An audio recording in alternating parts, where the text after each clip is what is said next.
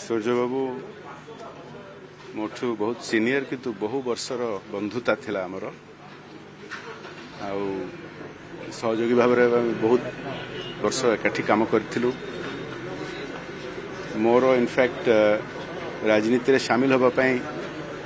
तांकर सबुबले प्रोत्साहन रही मूलरू एवं आज दिल्ली रू आसी खबरटा पाई अत्यंत दुखर खबर प्रार्थना करुच्ची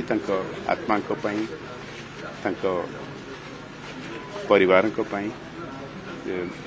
ओडिशार खास करके दक्षिण ओडिशार जड़े बहुत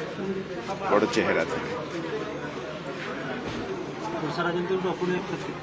निश्चित भाव